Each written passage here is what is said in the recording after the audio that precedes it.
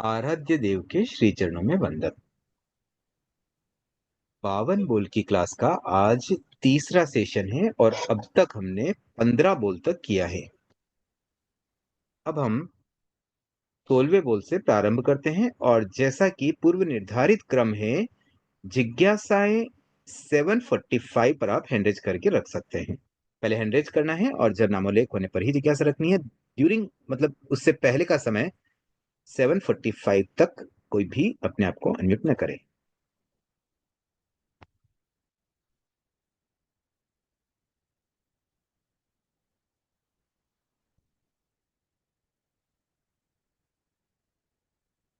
तो 15 बोल तक हमने किया। अब 16वां बोल है 8 कर्मों का उदय, उपशम, क्षायिक, क्षायोपशम। 6 द्रव्य में कौन, 9 तत्व में कौन।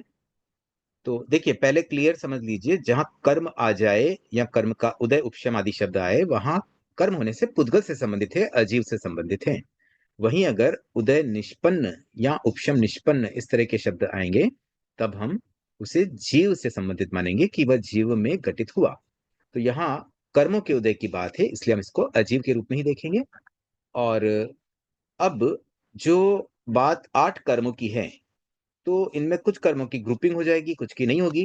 तो मूल बात एक बार पुनः हम एक शॉर्ट रिवीजन कर लेते हैं। 8 कर्मों में उदय किस किस का होता है? सभी 8 कर्मों का होता है। उपशम किस किस का होता है? केवल एक मोहनीय कर्म का, बाकी 7 का उपशम नहीं होता। क्षय किस किस का होता है? 8 ही कर्मों का।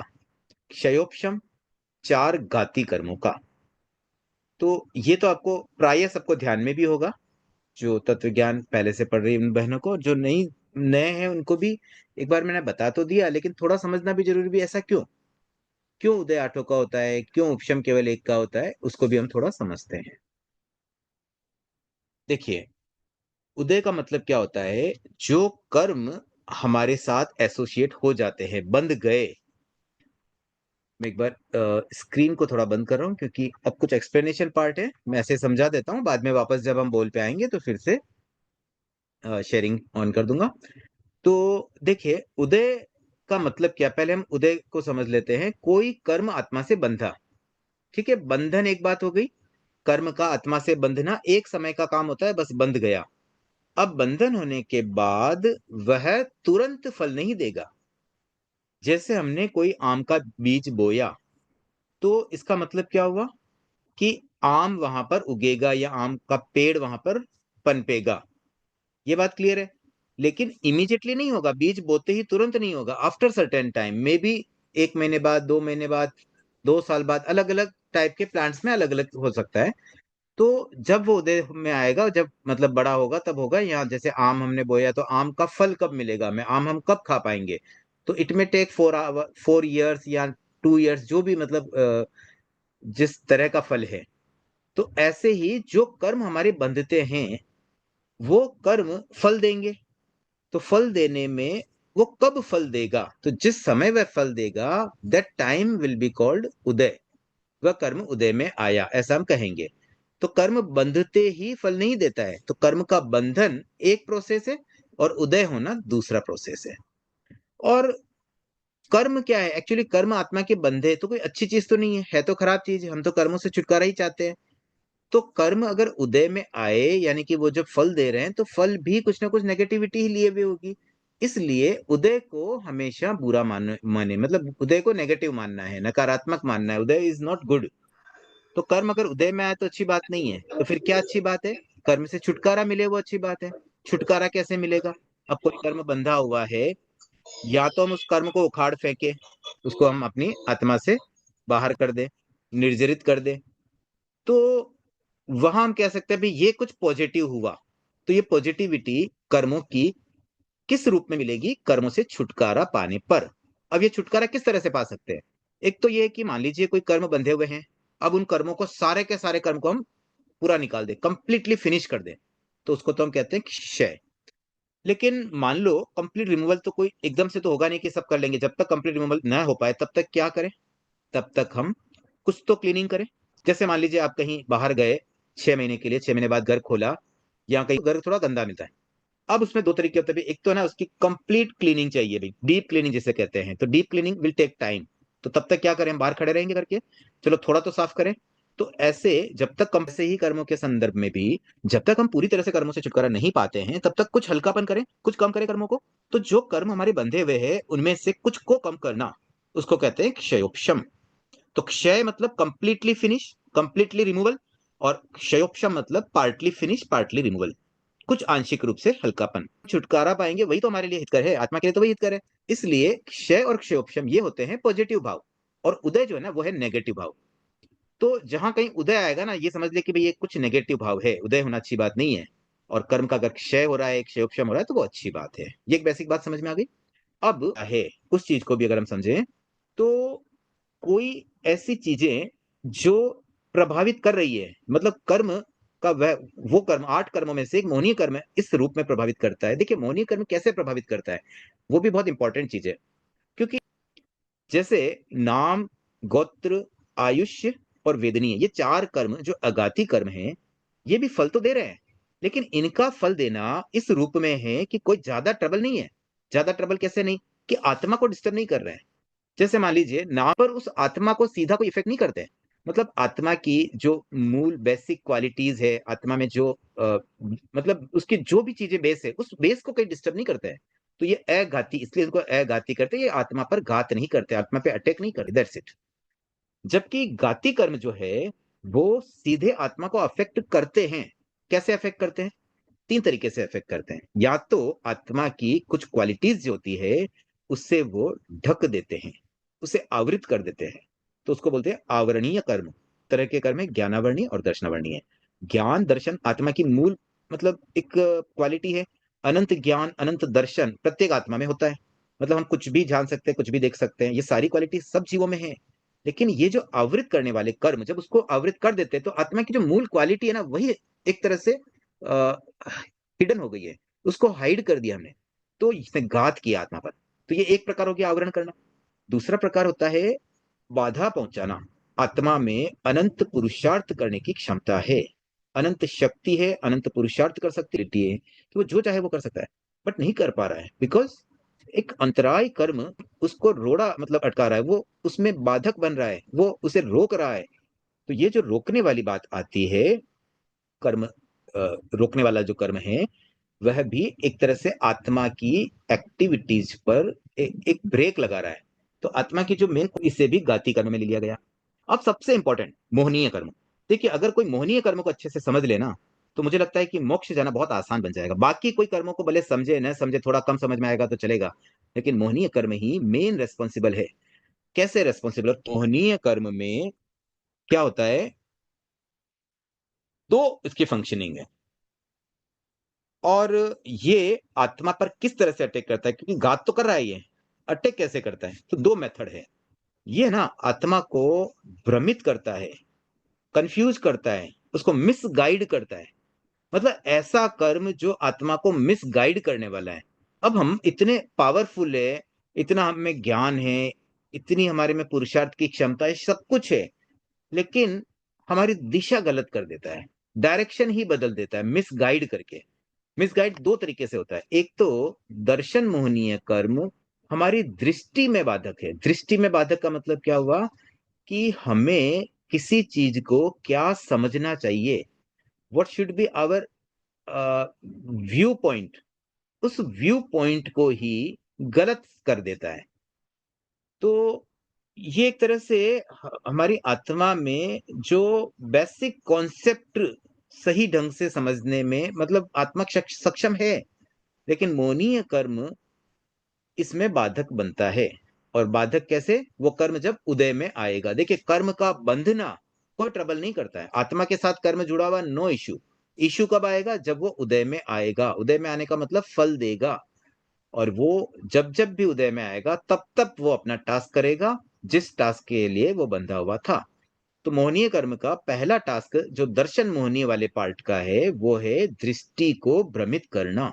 और यही काम दर्शन मोहनीय करता है, और उसी की वजह से अनंत अनंत जीव आज इस संसार में मिथ्यात्व के साथ जी रहे हैं। मतलब मिथ्या दृष्टि लिए हुए हैं, गलत धारणाएं लिए हुए हैं, भ्रम के साथ जी रहे हैं।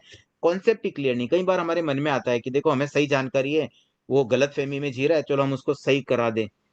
तो ठीक है, अगर अवसर मिले तो करा भी दें किसी को, लेकिन बहुत ज्यादा इसमें सोचने की जरूरत नहीं कि हर आदमी को आप सही कर पाओगे। पॉसिबल ही नहीं है, क्योंकि अनंत अनंत मिथ्यात्वी जीवों को हम कहाँ कहाँ सबकी सही दृष्टि कर पाएंगे। सो बेसिकली हम सबसे पहले तो अपनी दृष्टि को सही कर दें, और बाद में सेकेंड लेवल पर हम ये सोचें कि भी हमारे आसपास जो योग्य लगे, जो जो हमारी वैल्यू भी करे। देखो, हर किसी को जाके आप कुछ ज्यादा बोलोगे तो वो डांट के भगा देगा। कम से कम उतनी तो पात्रता देखिए कि भाई कोई हमको सुनना तो चाहता है, तब जाकर के हम उसकी दृष्टि को सही करने का प्रयास करें। तो ये एक बहुत ही इंपॉर्टेंट पॉइंट है दर्शन मोहिनी का, जो आत्मा को इस तरीके से अफेक्ट करता है। और जब दृष्टि भ्रम हो जाती है तो उस वजह से लंबे समय तक, अनंत अनंत काल तक जीव संसार में भटकता रहता है।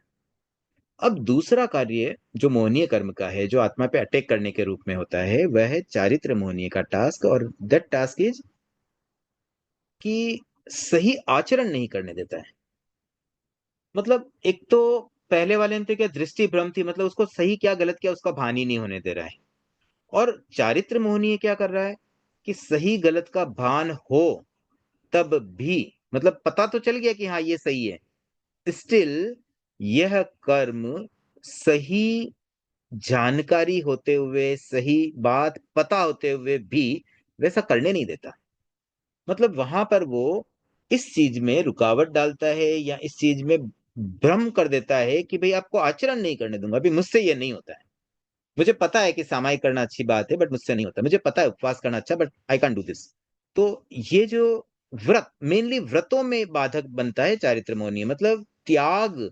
आप एक जीव हो, आप आपको ये पता है कि भाई अब हमें सारे कॉन्सेप्ट सही हो गए, सम्यक हम बन गए, हमें सब पता है कि क्या सही है क्या गलत है। और हम ये भी जानते हैं कि जब तक हम त्याग में नहीं रहते हैं, ये अवृत रूप में निरंतर पाप कर्मों का बंधन होता जा रहा है। But what is the option, क्या करें अब हम? तो ये जो निरंतर पाप कर्म का बंधन हो रहा है, उसको रोकने का एक सिंपल सा उपाय है कि आप त्याग कर लो। फिर मैं त्याग कर लिया मतलब मैं उससे डिस्कनेक्ट हो गया। अदरवाइज बहुत सारे चीजें संसार में चल रही है, I am free to do, मैं फ्री टू डू हूं, मतलब मैं जब चाहे कर सकता हूं। तो ये फ्रीडम भी खतरनाक हो जाती है, इतनी फ्रीडम अच्छी नहीं है। हम कहीं ना कहीं अगर बंधे हुए रहेंगे तो ठीक रहता है। तो ये बंधन भी कभी कभी अच्छा हो जाता है कि हम इस चीज में बंध जाएं, कि हम त्याग में रहे, त्याग में बन जाएं, कि हम कोई अव्रत वाली चीज न करें। तो जो ये चारित्र मोहनीय कर्म है ना, वो एक तरह से हमें व्रत नहीं करने देता है। हमें पता होते हुए भी कि हम कैसे भी ये त्याग में रहेंगे तो हमारे कर्मों का बंधन हो रहा है, हमें खाली उससे डिस्कनेक्ट करना है। भी जो मेरी नीड नहीं है, दुनिया भर के पाप हमें लग रहे हैं, उससे हमें बस फ्री होना है, तो ये नहीं होने देता है। तो इस तरह से ये जो चार कर्म है, घाती कर्म, ये सीधे आत्मा को अफेक्ट करते हैं। अब देखिए, जहां कोई कर्म केवल फल देने के लिए बंधा है, आत्मा को कोई प्रभावित नहीं कर रहा है, वो फल देता है अच्छा या बुरा दोनों टाइप का, तो अघाती का फल दे सकते हैं। अगर शुभ कर्म बंधा, मतलब शुभ रूप से कुछ अच्छा फल देगा, जैसे अच्छा शरीर मिलना, एक होता है कोई खराब शरीर मिलना, जैसे शरीर नाम कर्म की बात करें। तो अशुभ बंधा कि शुभ बंधा, उस पर यह डिपेंड करेगा। तो जैसा बंधा वैसा वो उदय में आएगा, वैसा फल दे देगा। तो इस कार्य में जो बंदा है वो टास्क को कंप्लीट ही करना पड़ेगा। अब जैसे आयुष आयुष्य बंधा, तो नरक आयुष्य अशुभ मानेंगे और मनुष्य आयुष्य को शुभ मानेंगे। तो शुभ अशुभ वाली बात तो हो गई। लेकिन अब उस कर्म को अगर भोगना है तो पूरा भोगना है, नहीं भोगना है तो नहीं भोगना है। अब कोई कहे मैं तो मनुष्य आयुष्य को भी कम भोगू, कम कैसे भोगेंगे जितना, इसलिए इसमें क्षयोपशम नहीं होता। मतलब हम उसको हल्कापन नहीं कर सकते भी मनुष्य आयुष्य, लेकिन मनुष्य आयुष्य को मैं हल्का कर दूं, हल्का करके क्या तिरंज बन जाऊंगा, या हल्का करके क्या देवता बन जाऊंगा? मनुष्य तो बनना ही है मुझे। तो इसमें हल्कापन या क्षयोपशम वाली बात नहीं आती कि उसको हम कुछ कम कर दें। तो जो बंदा है बस उसको भोगो, काम खत्म। ऐसे ही नाम गोत्र और चार कर्मों में शुभ और अशुभ दोनों टाइप के हो सकते हैं, बट इनमें क्षयोक्षम नहीं होता है। क्षयोक्षम का मतलब क्या हुआ? Partly removal. तो पार्टली रिमूवल नहीं होगा, या तो वो कंप्लीट रिमूवल होगा या फिर नहीं होगा। तो क्षय जब होता है इन चार कर्मों का, तब सीधे मोक्ष अवस्था आती है। उसके बाद जीवों का कोई संसार में काम नहीं रहता। जब तक संसार में है, ये चार प्रकार के कर्म अघाती शुभ अशुभ रूप में फल देते रहेंगे, कंटिन्यू फल देते रहेंगे। तो वो क्षयोपशम होंगे या क्षय होंगे। क्षय हुए मतलब कंप्लीट रिमूवल, अब वो कर्म वापस नहीं बंधेगा। और क्षयोपशम हुआ तो जितना बंधा था उसमें कुछ कम पड़ा, कुछ हल्का हुआ, तो वो पार्टली शुद्धि हो गई। मोहनीय कर्म में भी ये दोनों बातें होती है, क्षयोपशम और क्षय। लेकिन उसके साथ में एक एडिशन मोहनीय कर्म में और हो जाता है, क्योंकि ये में कंफ्यूज समझ लो, भ्रम समझ लो, मतलब वहां पर क्या होता है कि ये जो स्थिति होती है ना कंफ्यूजन वाली, वो कुछ समय के लिए होल्ड हो सकती है। तो वो जो क्षणिक या एक पार्टली होल्ड वाली स्थिति आती है ना, उसको कहते हैं उपशम, कि भाई कुछ समय, लेकिन उस कर्म को उपशांत किया जा सकता है, उपशम किया जा सकता है। तो उपशम केवल एक मोहनीय कर्म का होता है, क्षयोपशम चार घाती कर्मों का होता है, और क्षय आठों ही कर्मों का होता है, उदय आठों ही कर्मों का होता है। ये बात मैंने एक बार थोड़ा डिटेल में बताने का प्रयास किया। अगर कोई जिज्ञासा फिर भी रह जाए तो आप, अब हम पुनः बोलों की ओर बढ़ते हैं। तो अभी हम आज 16वें बोल में, मतलब आज का पहला बोल यही है, 16वां बोल। तो शायिक क्षयोक्षम इन चार चीजों को हमने अच्छे से समझ लिया। तो अब ये छह द्रव्य में कौन, नौ तत्व में कौन, तो क्योंकि कर्मों का हो रहा है, उदय हो उपशम हो, जो भी कर्म का हो रहा है, तो कर्म है पुद्गल, इसलिए छह में तो सारे के सारे पुद्गल ही है। अब नौ तत्वों में थोड़ा सा डिफ्रेंशिएशन आएगा। पहली बात तो, अगर ये पुद्गल है तो अजीव में से ही हमें लेना है, और अजीव के केवल चार भेद होते हैं, अजीव, पुण्य, पाप, बंध। अब इन चारों में से अगर हम लें तो कौन से कर्म किन चार में से कहां कहां फिट होते हैं, तो देखो अजीव तो सभी है, और बंध भी सभी कर्मों का होता है। तो अजीव और बंध कॉमन हो गया, सबके लिए एप्लीकेबल है। अब हमें जो डिफ्रेंशिएशन करना है दैट इज पाप और पुण्य में। तो बहुत सिंपल सी बात है कि जहां अगाती कर्म होंगे वहां पर पुण्य पाप दोनों आएंगे, और जहां गाती कर्म होंगे वहां केवल पाप आएगा। That's it. अब वही बात चाहे उदय के संदर्भ में है, अब जैसे उदय हुआ तो ज्ञानावर्णी, दर्शनावर्णी, मोहनी, अंतराय, इन चार कर्मों में तो पुण्य नहीं लिया गया, क्योंकि यहाँ शुभ कर्म है ही नहीं। तो अजीव पाप बंद आ गए नौ में, और छह में तो केवल पुद्गल है, सब में, वो पहले मैंने बता दिया। अब बाकी जो चार कर्म है, वेदनीय, नाम, गोत्र, आयुष्य, इनका उदय होगा तो वो पुण्य रूप में भी हो सकता है, पाप रूप में भी हो सकता है, शुभ अशुभ दोनों तरह के फल हो सकते हैं, तो उससे पुण्य पाप दोनों में समाहित करते हुए चार यहां पर भेद आ जाएंगे, अजीव, पुण्य, पाप, बंध। अब उपशम की बात करें तो, क्योंकि उपशम तो केवल एक मोहनीय का ही होता है, तो केवल मोहनीय की बात करेंगे, बाकी सात के लिए तो ये एप्लीकेबल ही नहीं। तो उपशम हो रहा है मोहनीय का, और मोहनीय क्या है, गाति कर्म है, गाति कर्म शुभ नहीं होते हैं, एकांत पाप होते हैं, इसलिए अजीव, पाप, बंध। अब ज्ञानावर्णी, दर्शनावर्णी, मोहनी, अंतराय, इन चार के क्षय की बात करें तो क्योंकि इनका जो क्षय होता है वहां पर अजीव, पाप और बंध, ये तीन लिए गए, क्योंकि पुण्य उसमें होता ही नहीं। अब वेदनीय, नाम, गोत्र, इन तीन में पुण्य पाप दोनों लिया गया। अब यहाँ पे आयुष्य को देखिए छोड़ दिया गया। आयुष्य में थोड़ी सी एक ट्विस्ट है, वो ट्विस्ट क्या है वो भी समझ लेते हैं। बाकी आइडियली तो देखिए पुण्य पाप आ ही जाना चाहिए था आयुष्य में भी, क्योंकि क्षय हो रहा है। लेकिन क्षय कब होता है, कोई भी कर्म जब क्षय होता है उस समय क्षय कौन से कर्म का किया, पुण्य का किया कि पाप का, वो यहां पे हमें देखना है। तो देखिए, वेदनीय, नाम, गोत्र, इन तीन कर्मों का क्षय कब होता है, at the end of 14th गुण स्थान, जब मोक्ष जाने की तैयारी है। तो सिद्ध बनने से जस्ट पहले जब इन चारों कर्मों का क्षय होता है, तब जीव के कौन कौन से कर्म आत्मा के चिपके हुए हैं वो हमें देखना है। तो देखिए, वेदनीय कर्म, नाम कर्म और गोत्र कर्म, इन तीन कर्म में अशुभ कर्म भी आत्मा के चिपके हुए होते हैं, इसलिए वहां पर उन कर्मों का भी क्षय है। तो पाप भी आ गया, और शुभ कर्म भी चिपके होते हैं, तो पुण्य का भी क्षय है, इसलिए पुण्य पाप दोनों आया। लेकिन आयुष्य कर्म में केवल पुण्य आया। क्यों? क्योंकि चार प्रकार के आयुष्य होते हैं, और जब कभी भी आयुष्य कर्म क्षय होगा, जीव मोक्ष जाने की तैयारी में है, तब डेफिनेटली उसका आयुष्य कौन सा होगा, मनुष्य आयुष्य, क्योंकि मनुष्य भाव से ही मोक्ष जाया जा सकता है, और मनुष्य आयुष्य क्या है, शुभ है। इसलिए यहां केवल पुण्य प्रकृति का ही क्षय होगा। तो जब भी आयुष्य कर्म का क्षय होगा उस समय कोई ऐसा नहीं कि उसके कोई और आयुष्य बंधा हुआ है, क्योंकि मोक्ष जाने वाले जीव के और कोई नया आयुष्य नहीं बनता है। चरम शरीरी जो होते हैं, जो उसी भव में मोक्ष जाने वाले हैं, वो अगले भव का आयुष्य नहीं बांधते हैं। अगर आयुष्य एक बार बांध ले तो फिर तो भोगना पड़ेगा उनको। जैसे राजा शनिक की बात आती है, वो पहले ही आयुष्य बांध चुके थे, फिर शायिक सम्यक्त्व आया तो उन्हें नरक में जाना पड़ा, वो मोक्ष नहीं जा पाए उस भाव में। अगर आयुष्य बंधा हुआ है तो आयुष्य जो बंधा है उसको भोगना पड़ता है, लेकिन मोक्ष अगर जाना उसी भव में है तो फिर नया आयुष्य बांधते ही नहीं है। तो बच्चा खाली उनके पास एक ही आयुष्य जो अभी करंटली भोग रहे हैं वो है मनुष्य आयुष्य, जो कि शुभ प्रवृत्ति है, इसलिए उसमें केवल पुण्य ही लिया गया।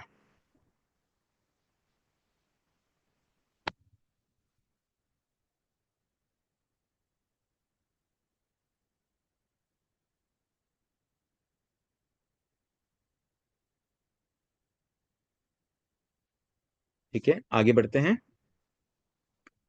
थोड़ा मैं स्लो जा रहा हूँ क्योंकि कल जो फीडबैक मिले कुछ फास्ट हो गया था, काफी बहनों को समझ में नहीं आ रहा था, तो मुझे लगा थोड़ी स्पीड को स्लो करना ठीक है, एक दो सेशन ज्यादा लग जाए लेकिन अच्छे से समझ के चलेंगे तो बेटर रहेगा। तो कहीं आपको लग रहा है ज्यादा स्लो हूं तो आप पुनः मुझे फीडबैक दे दें, मैं अपने हिसाब से थोड़ा सा ट्यूनिंग करता रहता हूँ। अब देखिए, क्षयोपशम की बात आई तो ज्ञानावर्णी, दर्शनावर्णी, मोहनी और अंतराय, चार कर्म का ही क्षयोपशम होता है। नहीं, क्षयोपशम, हाँ, तो चार का ही होता है क्षयोपशम। तो उनमें ये एकांत पाप कर्म है, घाती कर्म है, इसलिए अजीव, पाप और बंध यही आएंगे नौ में। फिर बाकी जो चार अघाती कर्म है उनका तो क्षयोपशम होता ही नहीं है। तो कुल मिलाकर के बस एक यहाँ छोटा सा ट्विस्ट था कि आयुष्य कर्म में केवल पुण्य लेना है, बाकी तो सारा बहुत सिंपल कैलकुलेशन है कि भाई घाती कर्म अगर है तो उसमें केवल पाप ले लो, अघाती तो पुण्य पाप दोनों ले लो। और एक छोटा सा अंतर आयुष्य कर्म का, वो हमें अलग से ध्यान रखना है। अब 17वां बोल जो है यहाँ पर निष्पन्न वाली बात आ रही है, 8 कर्मों का उदय, उपशम, क्षय, क्षयोपशम, निष्पन्न 6 द्रव्य में कौन, 9 तत्व में कौन। इससे पहले तो क्या था कि कर्म का उदय किस में कौन, तो वो अजीव वाली बात थी, अब ये जीव वाली बात है। अब ये कहीं मतलब इससे पहले वाले दो बोल भी ऐसे ही थे, एक अजीव का था एक जीव का था, एक कर्म के उदय की बात थी, एक उदय निष्पन्नता की बात थी। तो अब 8 कर्म का उदय निष्पन्न 6 द्रव्यों में कौन, तो 6 द्रव्यों में तो जीव ही होगा, उदय निष्पन्न तो जीव में ही होती है। निष्पन्नता का मतलब उसमें वो चीज घटित होना कि कर्म का उदय हुआ, उससे निष्पन्न भाव, वो जो भाव आएंगे वो जीव में ही आएंगे।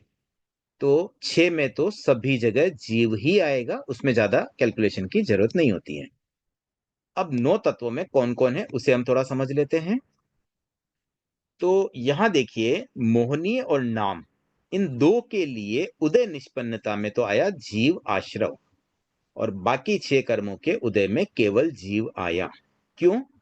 क्योंकि जब भी मोहनी और नाम कर्म का उदय होता है तो 9 तत्वों में जीव तो जीव है ही है, लेकिन जीव की आश्रव अवस्था भी आ जाती है। तो मोहनीय कर्म के उदय में, नाम कर्म के उदय में कैसे होता है, देखिए, जब भी कर्म का बंधन होता है तो उसमें ना दो चीजें होती है। एक होता है कर्मों को आकर्षित करना, और दूसरा होता है कितना, कैसा, कितनी क्वालिटी वाला कर्म, ये तय करना। तो एक बात तो डिपेंड करती है योग पर, योग का मतलब प्रवृत्ति, तो आकृष्ट करना भी एक प्रवृत्ति है।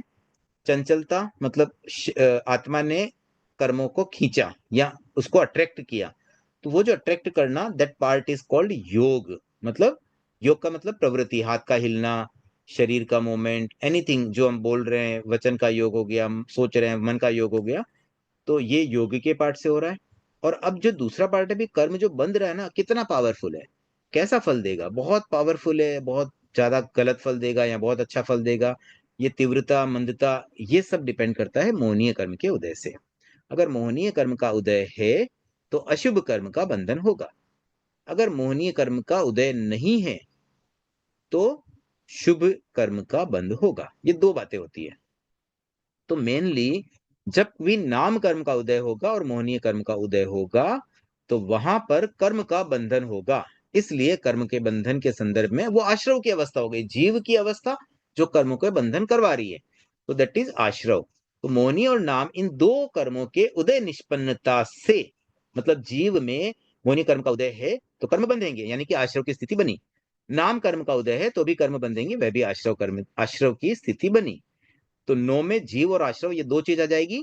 मुनि और नाम केवल इन दो के उदय निष्पन्नता में, बाकी उदय निष्पन्न 6 कर्मों में कोई अलग भाव नहीं है, न क्योंकि उनके जैसे ज्ञानावर्णी के उदय से कोई कर्म बंधन नहीं हो रहा है कि भी ज्ञानावर्णी का हमारा उदय से हमारे और कर्म बन जाए, उसमें घबराने की जरूरत नहीं है। बस ज्ञानावर्णी के उदय से वह चीज होगी भी आप जान नहीं पाओगे।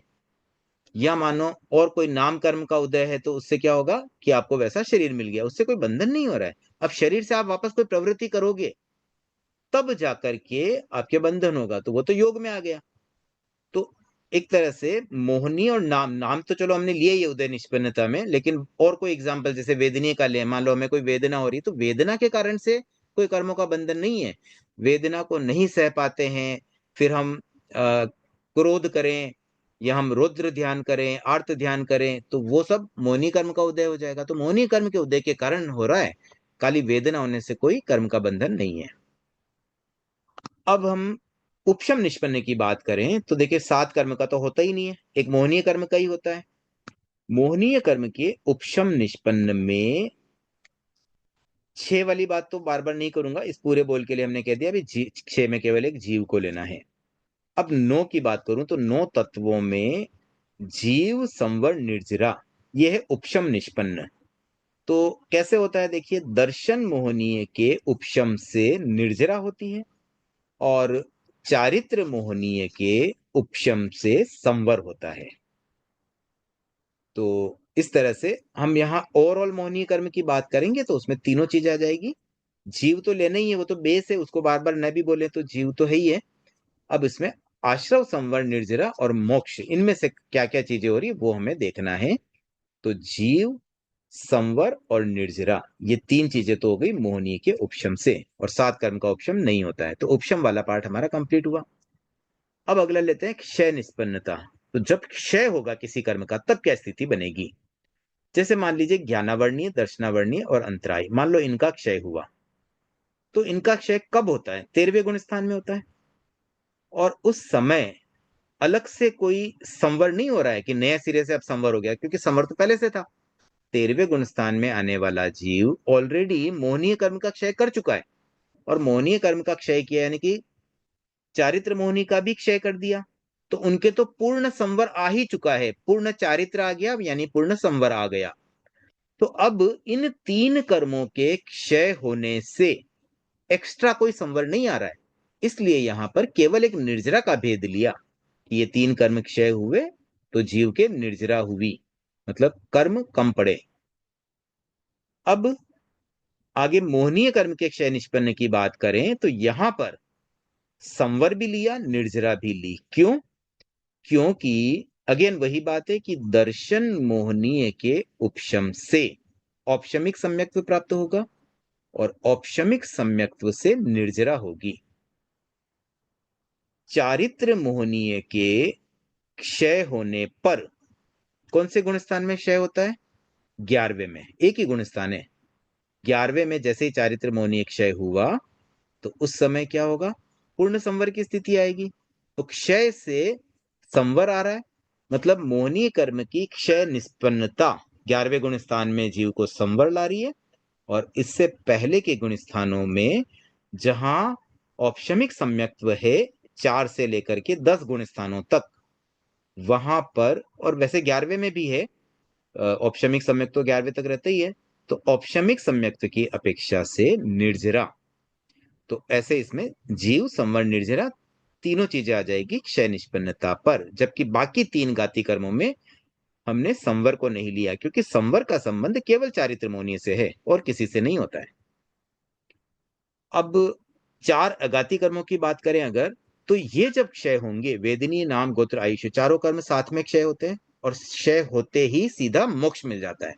तो ये जो मोक्ष अवस्था है यह प्राप्त होती है, इसलिए 9 में केवल जीव और मोक्ष को ही लिया गया, यहाँ पे संवर, निर्जरा आदि कुछ नहीं आएगा। उसके बाद क्षयोपशम निष्पन्न की बात करें तो ज्ञानावर्णीय, दर्शनावर्णीय और अंतराय, इन 3 कर्मों के क्षयोपशम से निर्जरा मिलती है। यहां भी संवर नहीं है, क्योंकि संवर केवल मोहनीय से ही मिलता है, और मोहनीय कर्म के क्षयोपशम से संवर और निर्जरा दोनों है, क्योंकि चारित्र मोहनीय से निर्जरा और दर्शन मोहनीय से, सॉरी, चारित्र मोहनीय से संवर और दर्शन मोहनीय से निर्जरा। उसके बाद 4 अघाती कर्म का क्षयोपशम निष्पन्न नहीं होता है, क्योंकि उसमें क्षयोपशम होता ही नहीं है। तो हमने आज 2 बॉल किए हैं, अभी और समय है, 1 बॉल और शुरू कर लेते हैं। ऐसे जैसे 16-17 का एक ट्यूनिंग था, अभी पहले कर्म के उदय की बात थी, फिर उदय निष्पन्नता की, वैसे ही 18-19 का भी वैसे ही होनी चाहिए संभवतया। तो 8 कर्मों का बंध उदय सत्ता किस किस गुणस्थान तक, यहाँ पे गुणस्थानों की बात है, तो कर लेते हैं इस बोल को भी। 8 कर्म का बंध, तो अब देखिए बंध कब कब हो रहा है वो समझना है हमें। 3 कर्म, ज्ञानावर्णी, दर्शनावर्णी, अंतराय, ये तीनों का एक जैसा रहता है। देखिए गाति कर्म में भी एक मोहनी थोड़ा एक्सक्लूसिव होता है, क्योंकि उसमें उपशम भी होता है, उसमें दर्शन और चारित्र का भेद भी होता है। बाकी ज्ञानावर्णी, दर्शनावर्णी, अंतराय लगभग तीनों साथ ही चलते हैं। उदय के संदर्भ में सत्ता या बहुत सारी चीजें उनमें एक जैसी चल रही है, तो इसलिए तीनों को साथ ले लेते हैं। तो सबसे पहले बंधन की बात करें, तो कर्म का बंधन, देखिए कर्म के बंधन पे भी थोड़ी सी पहले मैं चर्चा करना चाहता हूँ बिफोर आई स्टार्ट। तो एक बार मैं शेयरिंग स्टॉप करके पहले हम बंधन वाले पार्ट को थोड़ा समझ लेते हैं। क्या होता है कर्म का जो बंधन होता है ना, उसमें एक तो होता है कि अशुभ कर्म का बंधन, वो होगा मोहनीय कर्म के उदय के समय। और मोहनीय कर्म का उदय कहां तक रहता है? 10 गुण स्थानों तक। 11वें में उपशम हो जाता है, 12वें में क्षय हो जाता है। तो ज्यादातर कर्म का बंधन मोहनीय कर्म के उदय की अवस्था में ही होगा। तो इस अपेक्षा से यूं समझ लें कि 10 गुण स्थान तक प्राय बंधन चलता रहता है सभी कर्मों का। अब क्या होता है 10 में भी एक मोहनीय कर्म, उसका स्वयं का बंधन 9 तक ही होता है, क्योंकि मोहनीय कर्म बहुत हेवी कर्म है, और इतना भारी कर्म बांधने के लिए भारी मोहनीय कर्म चाहिए। 10वें गुण स्थान में सूक्ष्म संप्राय रह जाता है, तो उसमें उतना पावर नहीं है कि वो वापस मोहनीय कर्म को बांध सके। कहीं ना कहीं मोहनीय कर्म को ब्रेक करना भी जरूरी है। अगर 10वें में भी पुनः मोहनीय कर्म बंधता रहेगा, तो फिर हम मोहनीय कर्म से बाहर कैसे आएंगे? तो यूं समझ लो कि एक उसको थोड़ा सा वैसे बहुत छोटा होता है, 10वां गुण स्थान तो बहुत ही छोटा होता है, उसमें तो ज्ञानोपयोग हो पाता है, दर्शन का उपयोग होता ही नहीं, उससे पहले ही खत्म भी हो जाता है। बट यूं समझो कि 90 तक तो मानो मोहनीय कर्म बंध रहा है, और 10वें में तो फिर मोहनीय कर्म भी बंधना रुक जाता है, तब भी तो जाकर के वो मोहनीय कर्म से पूरा छुटकारा पाएंगे। नहीं तो मानो 10वें में हम मोहनीय कर्म का क्षयोपशम भी कर रहे हैं और साथ साथ में वापस भी बंध रहा है, तो फिर एंड कैसे करेंगे? तो इस चक्रव्यूह को रोकने का एक मेथड समझ लो कि 90 तक ही मोहनीय कर्म बंधता है, 10वें में बस फिर खत्म ही होता है। तो वो जैसे खत्म हुआ, फिर सीधे 12वें में जाकर के मोहनीय कर्म से हम फ्री हो गए। अब देखिए अगेन, उसके बाद के जो 3 कर्म हैं, वो जब 13वें में समाप्त हो रहे हैं, तो 12वें में बंध नहीं रहे। अगर बंधन भी होता रहे उसी समय समाप्त हो, तो ये पॉसिबल नहीं होगा, क्योंकि जैसे ही समाप्त होगा वापस बंधना भी चल रहा है कंटिन्यू। तो डेफिनेटली जब जब भी जिस कर्म का क्षय होने वाला है, उससे थोड़ा पहले बंधन को रोकना जरूरी है। बंधन और क्षय दोनों साथ में कैसे हो? तो ये चक्रव्यूह से बचने का उपाय समझ लें। तो इसलिए क्योंकि मोहनीय कर्म 10वें गुण स्थान लास्ट है उसका, तो भाई 90 में ही उसको हम बांधना छोड़ देंगे, तब जाके 10वें में खत्म हो पाएगा। अब बाकी कर्म का क्षय कब हो रहा है? बाकी 3 घाती कर्म तो भी 12वें के अंत में समाप्त हो गए, तो 10वें तक बंधने दो। 10वें में मोहनीय कर्म का उदय है, तो वहां पर बंधे तो कोई दिक्कत नहीं है। तो ये क्रम ध्यान रखें कि मोहनीय कर्म का बंधन सबसे पहले ब्रेक होता है, 90 में ही खत्म हो जाता है, 90 तक ही बंधता है। फिर 10वें तक बाकी सारे कर्म बंधते हैं, और बाकी सारे तो नहीं लेकिन प्राय सब। और उसके बाद 11वें, 12वें, 13वें गुण स्थान में तो केवल एक साता वेदनी का बंधन होता है, दैट्स इट। क्योंकि मोह कर्म है नहीं, बहुत हल्का बंधन होता है, इसे कहते हैं इरियापथिक बंध, जो एक समय का बंध होता है। एक समय में बंधा और दूसरे समय में उदय में आया, फिनिश। इतना हल्का बंध है, बस नाम मात्र के लिए बंध रहा है, छूट रहा है, बंध रहा है, छूट रहा है, वो चलता रहता है। तो ये बंधन के बारे में थोड़ी बात बताई, और उसके बाद आगे तो 14वां गुण स्थान तो बिल्कुल अबंधक होता है, वहां फिर बंधन कुछ भी नहीं, क्योंकि अगेन 14 के बाद में 4 कर्मों का क्षय होना है। तो अगर वहां भी बंधन चलेगा, मान लो साता वेदनी भी बंध रहा है, तो 14वें में भी अगर बंधता रहा, तो फिर मोक्ष कैसे जाएंगे? तो हमें एक कट ऑफ टाइम चाहिए था, तो हमने 13 तक ही रखा, अभी 13 तक बंधन होगा, 14वें में बंधन कोई भी कर्म का नहीं। तो इस तरह से हमने थोड़ा सा बंधन को समझा। अब पुनः हम उस बोल में लौट जाते हैं।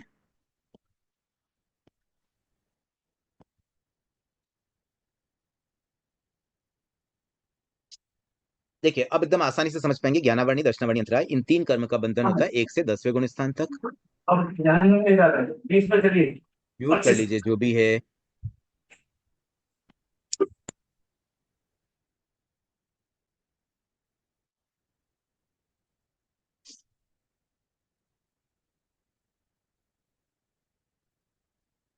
मोहनीय कर्म का बंधन पहले से नौवे तक होता है। उसके बाद आयुष्य कर्म का बंधन, अब उसमें एक अलग रूल है। आयुष्य कर्म क्या हमेशा निरंतर बनने वाला नहीं है, 7 कर्म तो मानो निरंतर बंध रहे हैं, मतलब अधिकार, लेकिन आयुष्य कर्म जीवन में सिर्फ एक बार बंधता है। तो उसके लिए एक नियम है कि पहले से 7वें तक बन सकता है एक्सेप्ट तीसरा गुणस्थान। तीसरे गुणस्थान में आयुष्य नहीं बंधता है, और 7वें में इनिशिएट नहीं हो सकता है, कंटिन्यू रह सकता है। मतलब अगर छठे गुणस्थान में आयुष्य कर्म बंधना प्रारंभ हुआ तो 7वें तक कंटिन्यू चल सकता है। तो ये हो गया आयुष्य कर्म के बंधन का एक अलग रूल। नाम और गोत्र कर्म की बात करें तो ये भी पहले से 10वें तक ही है। एक वेदनीय कर्म का पहले से 13वें तक है, क्योंकि वहां एक साता वेदनीय का बंधन इवन 11, 12, 13 में भी चलता है। तो ये बंधन वाली बात हो गई।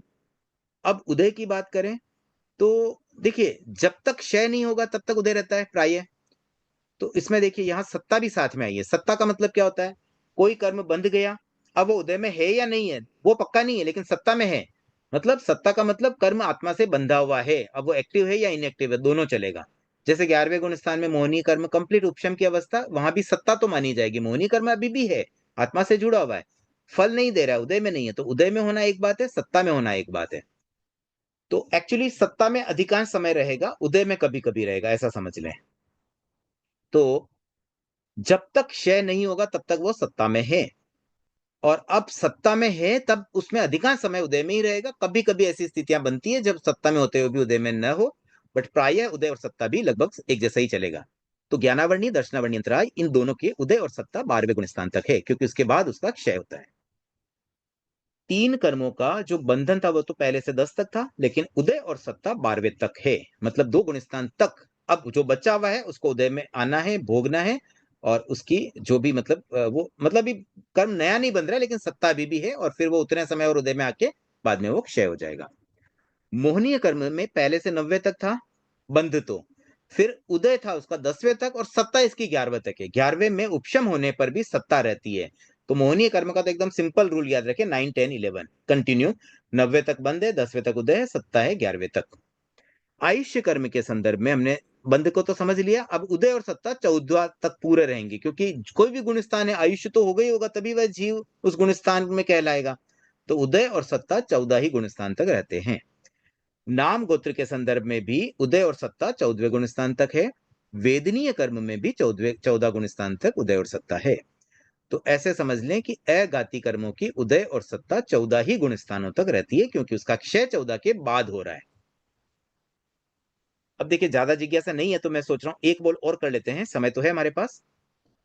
फिर भी हैंड रेज जिसके है वो वैसे ही रखें, और भी किसी की जिज्ञासा आए तो आप हैंड रेज करते रहें, ताकि मुझे समझ में आए बीच में मुझे कहाँ रुकना है। अब 19वां बोल शुरू करते हैं।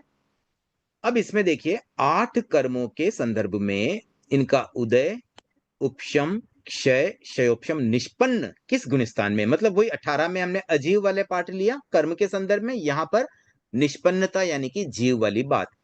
तो 8 कर्मों का उदय निष्पन्न कौन से गुण स्थान में? तो यहां देखिए ज्ञानावर्णीय, दर्शनावर्णीय और अंतराय, इन 3 का उदय निष्पन्न, तो जब जब उस कर्म का उदय रहेगा उतना ही उदय निष्पन्नता भी रहेगी, सेम ही बात है वैसे तो। यहाँ जो एक बड़ा अंतर आया है वो ये आया कि एक तो दर्शन मोहनी और चारित्र मोहनी है, इनका बाइफरकेशन कर दिया। पहले वाले में हमने मोहनीय कर्म को एक साथ ही ले लिया था, हमने दर्शन मोहनी का अलग अलग नहीं बताया कि दर्शन मोहनी का बंध कहां तक, चारित्र मोहनी का बंध कहां तक, दर्शन मोहनी की सत्ता कहां तक, वो बात वहां नहीं आई थी। लेकिन यहां पर हमने इन दोनों को बाइफरगेट कर दिया। प्लस यहां कुछ और चीजें बदल गई है।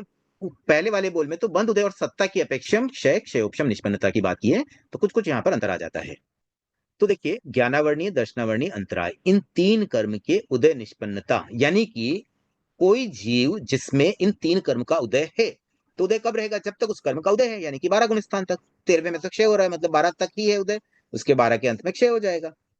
तो ये तो एकदम क्लियर हो गया। उसके बाद में मोहनीय कर्म के जो 2 भेद है उस आधार पर अलग अलग अगर करें, तो दर्शन मोहनी का उदय तो रहता है 1 से 7 तक, क्योंकि 8वें गुण स्थान से जब श्रेणी आरोहण होती है तो वहां पर क्षयोपशमिक सम्यक तो नहीं रहता है, वहां पर कौन सा रहता है? वहां रहता है केवल क्षायिक या औपशमिक।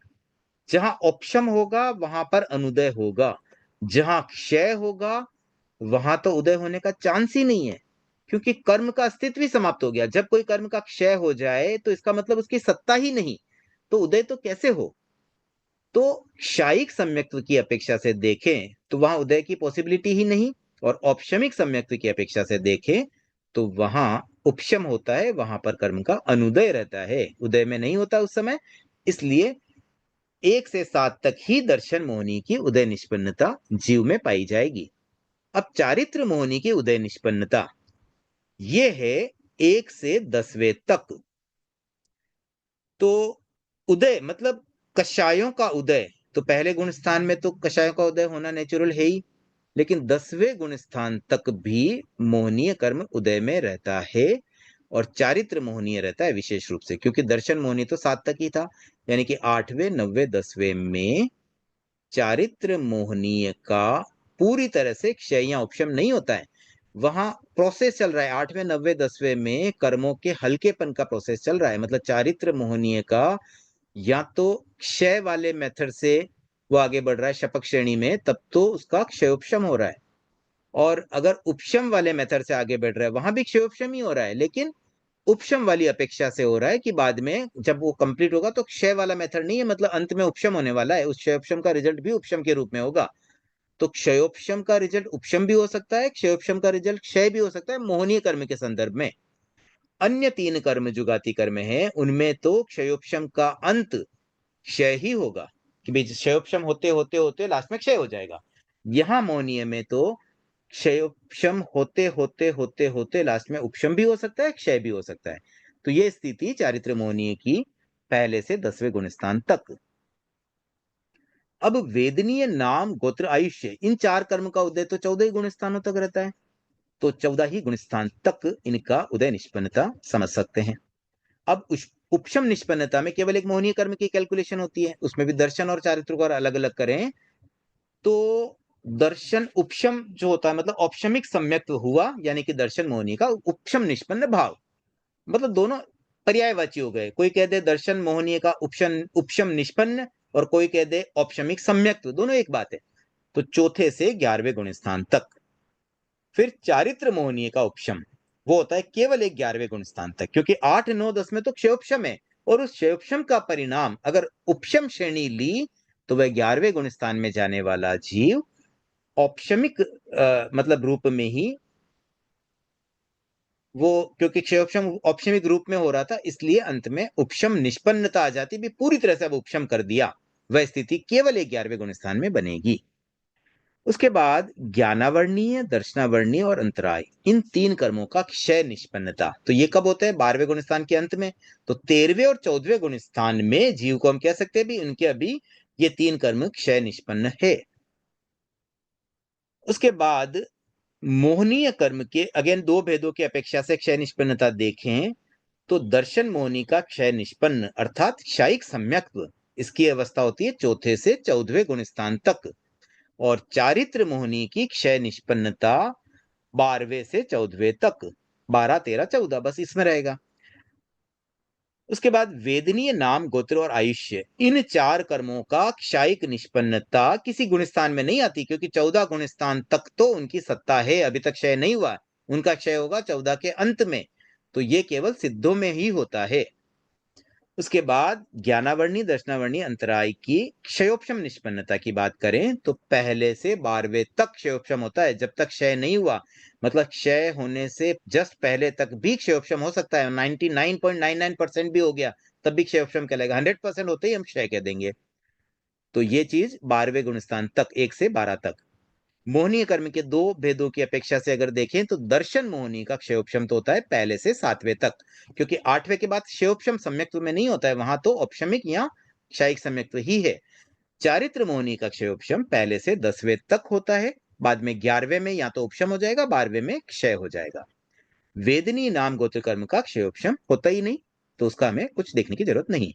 अब आज फिलहाल 19 बोल तक ही रखते हैं। अब जिज्ञासाओं के क्रम में सबसे पहले सुमन जी सुराना।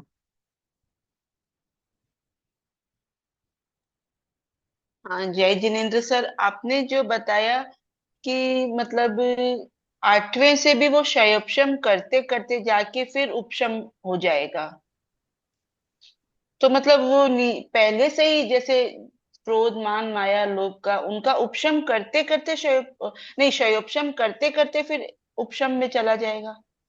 ये बिल्कुल। चीज थोड़ी सी क्लियर। देखो क्या होता है ना, क्रोध को कम करना, दैट इज क्षयोपशम। कषायों को कम करना, ये क्षयोपशम ही होगा ना। कोई भी कर्म को हम्म। कम करना, हल्का करना क्षयोपशम होता है। तो क्रोध को कम करना भी क्षयोपशम है। अब वो कम कैसे कर रहा है? वो उसको दबा दबा के कम कर रहा है। कम तो किया, मतलब जो उदय था, उदय भाव को उसने कम किया, तभी क्षयोपशम हुआ। तो तो जैसे जैसे वो दबा के अगर कर रहा है, तो बाद में उस क्षयोपशम का परिणाम क्या आएगा? जब वो क्षयोपशम वाला रोल खत्म हुआ, 11वें गुण स्थान में पहुंचेगा, तो मोहनीय कर्म का नामो निशान नहीं दिखेगा। दिखेगा नहीं, मतलब उदय में कुछ भी नहीं है।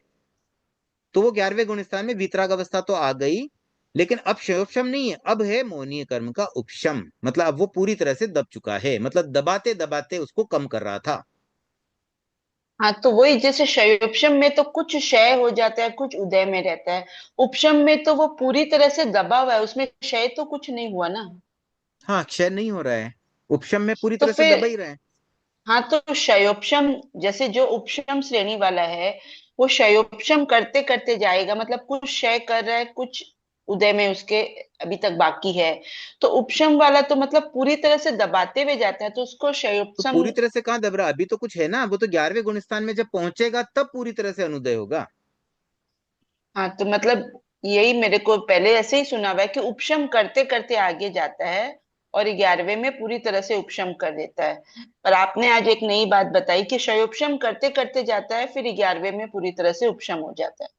अच्छा, उसको क्या कहेंगे अगर हम पूरी तरह से, जब तक उपशम नहीं होगा उसको हम उपशम तो नहीं कह सकते, पार्टली उपशम के लिए क्या शब्द यूज होना चाहिए आपके हिसाब से?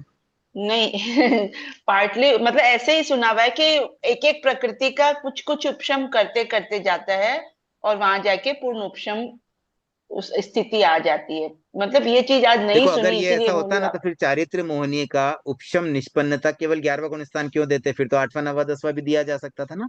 तो चारित्र मोहनीय का पूर्ण उपशम तो एक 11वें गुण स्थान में ही बताते हैं। तो फिर 8वें में उपशम, थोड़ा भी अगर उपशम हो रहा है, भी उपशम करते करते जा रहा, तो फिर उपशम निष्पन्नता 8वें को क्यों नहीं ली गई? क्योंकि वहां पे उपशम नहीं माना जाएगा। उपशम का मतलब कंप्लीशन होता है। क्षय जैसे कंप्लीशन है, वैसे उपशम भी हम्म। कंप्लीट अवस्था 100% होगा तो उपशम है। तो 100% 11वें में हो रहा है। तो जब तक हंड्रेड तो परसेंट नहीं हो रहा फिर है, हम उसको क्या शब्द करें? तो क्षयोपशम शब्द ही ठीक है ना। उपशम तो कह तो नहीं फिर सकते। इस अपेक्षा से मतलब दर्शन मोह का भी पूर्ण उपशम फिर 11वें में ही होता है।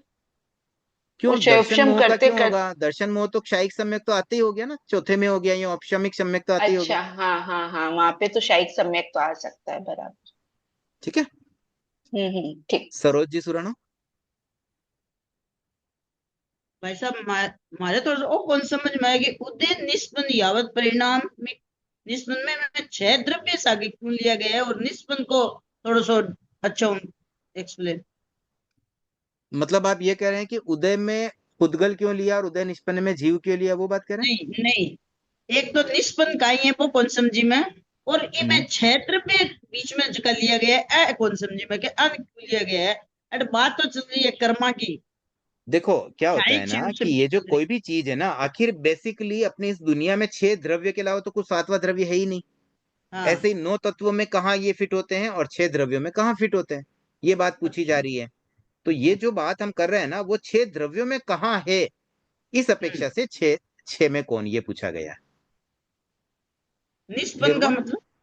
निष्पन्न का मतलब ये होता है कि कोई कर्म जब उदय में आता है, तो उस उदय के घटित होने से जीव की जो अवस्था है वो उदय निष्पन्न।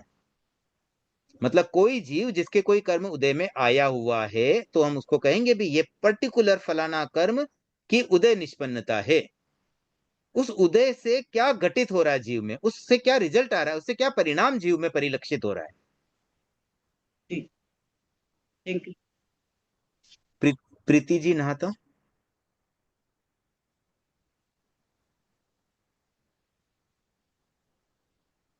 जय जिनेन्द्र। मेरा एक डाउट है कि जहां संवर होता है वहां निर्जरा तो होगी ही। हेलो। हाँ हाँ, सुन रहा हूँ। हाँ, तो हम चारित्र मोहनीय कर्म के क्षयोपश्म में केवल संवर ही क्यों लेते हैं, मतलब निर्जरा क्यों नहीं बोलते हैं वहां पे? देखिए, दो अलग अलग टास्क है। संवर होती वहां निर्जरा भी होगी, लेकिन निर्जरा संवर के कारण नहीं हो रही है। अच्छा। निर्जरा के कारण अलग होते हैं। जैसे मान लीजिए आपने सामायिक का प्रत्याख्यान किया, मतलब आपने त्याग क्या किया, 48 मिनट तक पापकारी प्रवृत्ति करने का त्याग है। ये हाँ त्याग करने से आपका संवर हुआ। तो the moment you did this auth, आपने त्याग किया, वैसे ही आपका संवर हो गया। हाँ अब जब आपने संवर ले लिया, तब आप क्या करोगे? आप कुछ तो करोगे, प्रवृत्ति तो रुक नहीं सकती, अयोग तो आ नहीं सकता। तो उस हाँ। योग अवस्था में आप जो भी करोगे बिना पाप का कार्य करोगे, क्योंकि पाप का तो आपने त्याग कर लिया। तो जब आप हम्म। बिना त्याग की कोई भी प्रवृत्ति करोगे, तो उससे शुभ योग होगा और इससे आपकी निर्जरा हो रही है। तो निर्जरा होने का कारण संवर नहीं था, कारण बना शुभ योग, और वो शुभ योग के कारण निर्जरा हो रही है। इसलिए संवर से निर्जरा को सीधा नहीं जोड़ सकते हैं। संवर होने से नेचुरली हम पापकारी प्रवृत्ति से बच रहे हैं, इसलिए हम शुभ योग में आए। अच्छा, तो मतलब ऐसा तो है ना कि जहाँ संवर है वहां निर्जरा तो होगी, भले मतलब वो शुभ योग से ही होगी, लेकिन हाँ, तो होनी है ना, क्योंकि जब हमने पाप का त्याग कर लिया तो ऑटोमेटिक हम अच्छा काम करेंगे, तो उसमें फिर निर्जरा ही होगी। हाँ, तो फिर चारित्र मोहनीय कर्म के क्षयोपशम में जैसे हमने बोला कि औपशमिक सम्यक्त्व जहाँ होगा वहां निर्जरा लेते हैं, और चारित्र मोहनीय कर्म में हम संवर ले रहे हैं। हाँ, इसलिए ले रहे हैं क्योंकि चारित्र मोहनीय का जब उपशम होता है, क्षय होता है, क्षयोपशम होता है, तभी जीव व्रत कर पाता है, तभी त्याग कर पाते हैं। जब तक उसका उदय रहता है हम त्याग ही नहीं कर पा रहे हैं। तो त्याग नहीं कर पा रहे हैं, तो वो उदय भाव है, इसलिए हमारा संवर नहीं हो रहा है, आश्रव हो रहा था। और जैसे हमने त्याग किया तो अब हमारा संवर हुआ। तो वो त्याग के लिए रेस्पॉन्सिबल तो चारित्र मोहनीय है, लेकिन अच्छा। निर्जरा तो चारित्र मोहनीय के कारण नहीं हो रही है। अच्छा, हाँ ठीक है सर, समझ में आ गया। पारस जी मेहता। जय जितेंद्र, मेरा एक क्वेश्चन है कि अघाती कर्मों का क्षयोपशम क्यों नहीं होता है। एक दूसरा है कि मोहनीय कर्म में का उपशम नौ में पुण्य को क्यों नहीं लिया। मोहनीय कर्म के उपशम में अजीव पाप और बंध लिया, तो उसमें पुण्य को क्यों नहीं लिया। देखिए, मोहनीय कर्म का जब उपशम हो रहा है तो मोहनीय कर्म की कोई प्रकृति का ही हो रहा है ना। तो मोहनीय कर्म तो नितांत पाप है, उसमें तो कोई पुण्य की प्रकृति होती ही नहीं है, पूर्ण अशुभ होते हैं। घाती कर्म सारे के सारे एकांत पाप ही होते हैं, इसलिए वहां पर पाप ही लिया गया है। पर ये तो उपशम है, तो ये तो थोड़ी शुद्ध अवस्था है ना, थोड़ी सी आंशिक। नहीं, शुद्ध तो है, लेकिन उपशम किसका हो रहा है? यहाँ कर्म की बात चल रही है ना, किस कर्म का उपशम हुआ? तो वो हुआ मोहनीय कर्म का। तो मोहनीय कर्म की कोई प्रकृति का उपशम हुआ। तो जिस प्रकृति का उपशम हो रहा है वो पाप प्रकृति है कि पुण्य प्रकृति है? वो तो पाप प्रकृति है वो तो। तो इसलिए पाप लिया।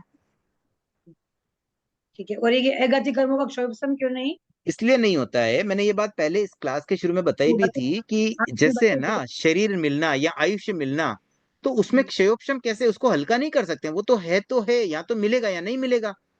अब कोई शरीर मिला तो मिला, अब उसको बोले क्षयोपशम कर लिया। अभी हमने तो शरीर आधा ही मिले, हमें तो सिर तक ही शरीर आया, नीचे का पार्ट आया ही नहीं, या हाथ तक आया, एक हाथ ही आया, ऐसा तो हो नहीं सकता। मिलेगा तो पूरा शरीर मिलेगा, या तो नहीं मिलेगा। इसलिए उसमें क्षयोपशम वाली बात नहीं आती। वो तो जो फल है वो फल पूरा भोगना ही पड़ेगा। तो शरीर में भी कुरूप और सुंदर ऐसा भी तो मिल सकता है नहीं, ना। वो क्षयोपशम नाम। नहीं है, वो तो है ना बंधन के समय होने वाली रस, तीव्रता, मंदता, रस और स्थिति, ये सब चीजें कर्म बंधन के समय तय हो जाती है। क्षयोपशम में तो मान लीजिए 100 कर्म बंधे तो हमने भी 50 को कम कर दिया, तो वैसा है ना। घाती कर्मों में तो वैसा हो सकता है, जैसे ज्ञानावर्णीय भी कर्मों को ढक रहा है, आत्मा आत्मा में अनंत ज्ञान को ढक रहा है, तो ठीक है, हमने कुछ ज्ञान को हल्का किया। लेकिन अब मान लो कोई नाम कर्म में शरीर मिला, तो शरीर में हम क्या हल्का करेंगे? या कोई आयुष्य मिला, उसमें क्या हल्का करेंगे? भाई मनुष्य आयुष्य मिला, अब उसको हल्का कैसे करूं मैं? उसमें क्या हल्का कर दूंगा? या तो वैसे मनुष्य वेदनीय आयुष्य कर्म में, मिलेगा या नहीं मिलेगा। नहीं वेदनीय कर्म में क्या लेंगे, जैसे गोत्र और वेदनीय कर्म में नाम कर्म का आयुष्य देखिए कर्म का क्या ठीक है। होता है ना, ये कर्म है ना, बंधे होते हैं अपना टास्क करने के लिए, तो वो टास्क पूरा होता है। आत्मा के साथ एसोसिएट नहीं है ये कर्म, मतलब आत्मा को किसी रूप से प्रभावित नहीं कर रहे हैं, आत्मा के किसी गुण को घात नहीं कर रहे हैं। जहां गुणों में घात होता है ना, तो वो 100% घात नहीं करते हैं। कुछ कर्म का घात हो पाता है, कुछ को खुला रखते हैं। लेकिन ये बाकी जो अघाती कर्म है ना, इसमें कोई आत्मा से तो इफेक्ट है नहीं, तो उसमें क्या खुला और क्या बंद है? मतलब वो तो जो जो टास्क है बस वो टास्क कर लेंगे अपना। तो वेदनीय कर्म को हम कैसे इसमें क्या माने होता इसमें। है, वेदनीय कर्म में हम स्थिति को कम ज्यादा कर सकते हैं। अपवर्तन कर सकते हैं, उद्वर्तन कर सकते हैं, लेकिन ये क्षयोपशम नहीं है। क्षयोपशम का मतलब तो ये होता है कि जो कर्म बंधा है ना, उसमें से उसको कुछ हल्का कर देना। तो हल्का कुछ नहीं होता है, वो तो उसकी स्थिति या रस को कम करना, वो अलग बात हो गई है, वो तो अगति में भी हो सकता है। लेकिन गाति कर्म में जब कोई आत्मा के गुण, मान लो आत्मा में 50 गुण है, 50 गुणों में से उस कर्म ने मान लो 40 गुणों को आवृत किया हुआ है, तो हम उसको हल्का करके अभी 40 की जगह 38 कर दिया, दो दो और हमने हल्के कर दिए। अभी पहले 10 फ्री थे, अभी 2 और फ्री कर दिया, अभी 38 ही ढके हुए हैं। तो इस अपेक्षा से हम क्षयोपशम कर पाते हैं। एक बार थोड़ा क्षयोपशम को भी क्लियर कर दीजिए ना। क्षयोपशम, क्षय क्षय, हाँ, इसको क्षयोपशम का मतलब ये होता है कि जो कर्म जिस कार्य के लिए बंधा हुआ है, उस, जैसे ज्ञानावर्णीय कर्म, अब हमारे ज्ञान, मान लीजिए मेरा ज्ञान 100% है, उसमें से 99% ज्ञान ज्ञानावर्णीय कर्म ने ढक दिया। अब कुछ क्षयोपशम किया तो और 1% खुला कर दिया, तो पहले मेरा 1% ज्ञान खुला था, अब 2% खुल गया। और क्षयोपशम किया तो अब 3% खुल गया। और क्षयोपशम किया 10% खुल गया। ऐसे करते करते करते जब हम 100% खोल देंगे तो हम कहेंगे अब क्षय हो गया, अब केवल ज्ञान आ गया। ये क्षय और उपशम, क्षयोपशम, क्षय क्या मतलब, ये क्षय प्रदेशोदय में होता है या उपशम प्रदेश, ऐसा कुछ है ना? अब है ना, एक बार पारस जी आपकी जिज्ञासा को रिकॉर्डिंग के बाद करेंगे, ज्यादा डीप जा रही है। जितना बताना था वो मैं बता चुका हूँ, बाकी ये सब बातें पहले बताई गई है, रिपीटेड हो रही है, तो हम बाद में करेंगे। ठीक मंजू जी राका। जय जय जिनेन्द्र सर, ये जब कर्म हमारे सत्ता में पड़े हैं, जब सत्ता में रहते हैं, तो क्या हम उनको अशुभ कर्मों को शुभ में बदल सकते हैं? हाँ, बदल सकते हैं, उसको कहते हैं संक्रमण। संक्रमण। अच्छा। और एक ये, जब हम जैसे त्याग किया कि भाई अभी 2 घंटे तक मेरे 4 आहार का त्याग है, खाने पीने का कुछ त्याग है, तो उसमें केवल संवर होता है ना? हाँ, त्याग करने में तो संवर होगा, लेकिन अब जब त्याग की अवस्था में आपको भूख लगी और उस भूख को आपने सहा, तो वहां फिर हाँ। निर्जरा भी हो गई। अच्छा, ठीक है, थैंक यू। सरिता जी। जय जिनेन्द्र सर। सर आपने स्टार्टिंग में बताया कि उदय को हम खाली निगेटिव रूप में लेते हैं, तो सर उदय तो पुण्य का भी होता है। जैसे तीर्थंकर नामकरण का उदय हुआ तो वो तो पुण्य के रूप में हुआ, तो फिर उसको वहां पे निगेटिव पॉजिटिव क्यों नहीं ले रहे? यही तो बहुत बड़ी बात है, पुण्य का उदय भी नेगेटिव है। वो सर वो तो ठीक है हमें सर, जो पुण्य फल भी दे रहा है बंधन। ना, वो केवल लौकिक फल दे रहा है, उससे कोई आत्मा की शुद्धि नहीं है। पुण्य का उदय भी है ना, एक्चुअली इतना अच्छा नहीं है।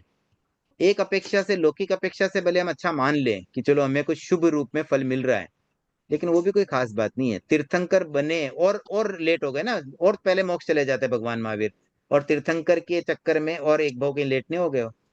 अगर ये तीर्थंकर नाम नहीं बनता उनके, मान लो, तो हो सकता 2 भाव पहले मोक्ष चले जाते हैं। भोगने की जरूरत नहीं, उसको भोगने के चक्कर में और उनको रुकना पड़ा ना। पुण्यों को भोगने के चक्कर में अपना मोक्ष डिले नहीं हो रहा। तो इसलिए हाँ सर। पुण्योदय भी अच्छा नहीं है। कोई भी कर्म बंधना ही गलत है, तो कर्म, कोई भी कर्म उदय भी अच्छा नहीं है। तो ऐसे पुण्य पाप को भी एक अपेक्षा से दोनों को खराब माना गया है। ऐसे कहते हैं कि पुण्य तो है सोने की बेड़ी और पाप है लोहे की बेड़ी।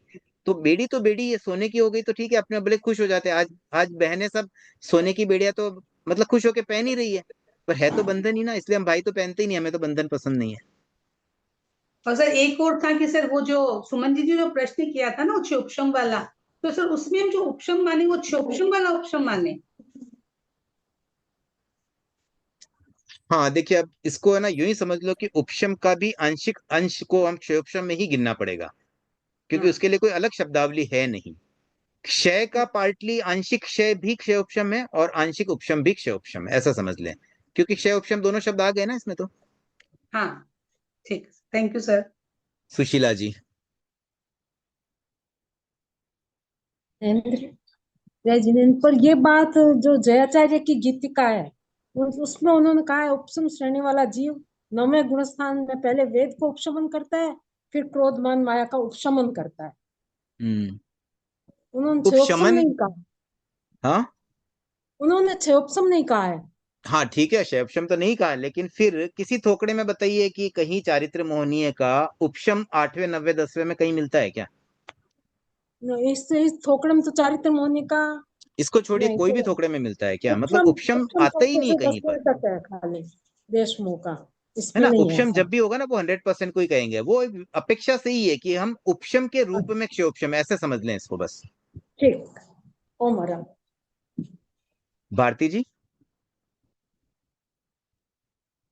अंकल एक बार ना उपशम, सिर्फ उपशम बोले ना, फिर दूसरा क्वेश्चन पूछेंगे। क्या खाली शब्द बोलूं उपशम? नहीं हाँ, नहीं, उपशम से समझाना, जैसे आपने वो है ना घर का एग्जाम्पल दिया था ना कि हाउस अच्छा क्लीन ठीक है, करते हैं तो क्षय उपशम को और क्या प्रश्न है इसके अलावा? ये रिकॉर्डिंग के बाद करेंगे। और क्या है? और है ना अंकल, जैसे ये सम्यक्त्व मौनी, नहीं क्या था, दर्शन मौनी और चारित्र मौनी है ना, थोड़ा जैसे कल आपने वो समझाया ना पूरा कषाय का, तो वैसे ये वाला भी पूरा समझाना है। ठीक है, रिकॉर्डिंग के बाद कर लेते हैं। अनीता जी। और एक और अंकल, ठोकरा क्या होता है?